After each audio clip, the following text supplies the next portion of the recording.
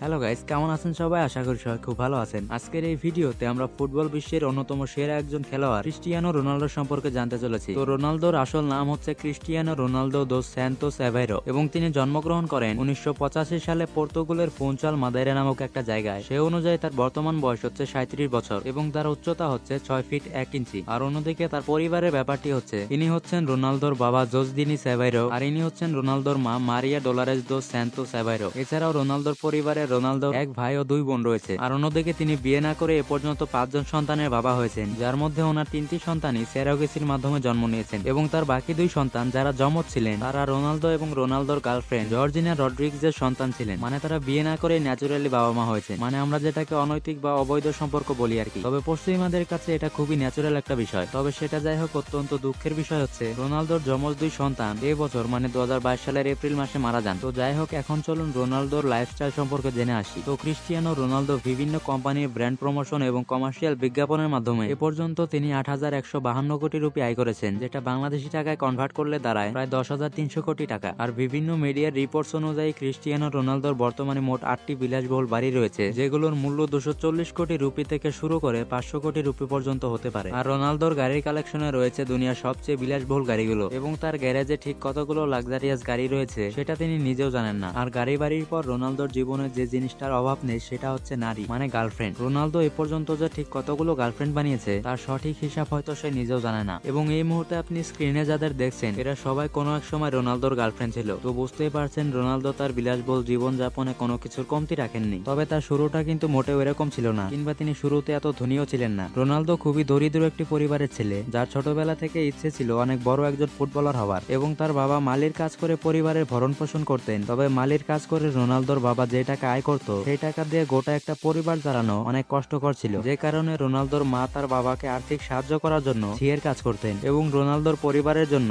তাদের 4 ভাই বোনের পড়ালেখার খরচ বহন করা ছিল একেবারে অসম্ভব, যার দরুন মাধ্যমিক অবধিও পড়ালেখা করতে পারেনি রোনালদো এবং তার আগে রোনালদোকে পড়ালেখা বাদ দিতে হয়। আর এমনিতেও রোনালদো পড়ালেখায় তেমন একটা ভালো ছিল না, কারণ ক্লাসরুমের চেয়ে প্লেগ্রাউন্ডে বেশি দেখা যেত রোনালদোকে, যে কারণে তিনি নিজে পড়ালেখা বাদ দেন যাতে পরিবারের ওপর তার বোঝ একটু কম হয়। এছাড়া রোনালদোর জেদ ছিল তিনি ফুটবলে নিজের ক্যারিয়ার গড়বেন। তো রোনালদোর বয়স যখন মাত্র 8 বছর তখন তিনি স্থানীয় এলাকায় বিভিন্ন টুর্নামেন্টে অংশ নেওয়ার মাধ্যমে নিজেকে জনসম্মুখে তুলে ধরেন। আর মাত্র 8 বছর বয়সে রোনালদো সুযোগ পান অ্যান্ডোরিনা ইউথ টিমের জন্য ম্যাচ খেলার। এবং রোনালদো সেখানে ভালো পারফর্ম করার পর তিনি সুযোগ পেয়ে যান মেডেইরা সিডি ন্যাশনাল দলের হয়ে খেলার, যেটা তার জন্য অনেক বড় একটা অপরচুনিটি ছিল নিজেকে প্রমাণ করার। এবং ন্যাশনাল টিম হয়ে তিনি 2 বছর খেলেছিলেন, যার দরুন তার ফুটবলের দক্ষতা আরো বেড়ে যায়। এবং ওই সময় স্পোর্টিং ক্লাব পর্তুগালের হয়ে খেলার জন্য প্লেয়ার নেওয়া হচ্ছিল, যেটা রোনালদো শোনার পর তিনি চলে যান সেখানে ট্রায়াল দিতে। আর টানা পরিশ্রম ও 3 দিনের ট্রায়াল দেওয়ার পর রোনালদো সেখানে সিলেক্ট হয়ে যান স্পোর্টিং ক্লাব পর্তুগাল হয়ে খেলার জন্য। এবং ওই সময় তাকে 1500 পাউন্ডে ক্লাব থেকে সাইন করা হয়, যার ধারাবাহিকতায় রোনালদোকে তার পরিবার ছেড়ে মাত্র 13 বছর বয়সে পর্তুগালের রাজধানী লিসবনে চলে যেতে হয়। এবং সেখানে যাওয়ার পর সবকিছু যখন ঠিকঠাক চলছিল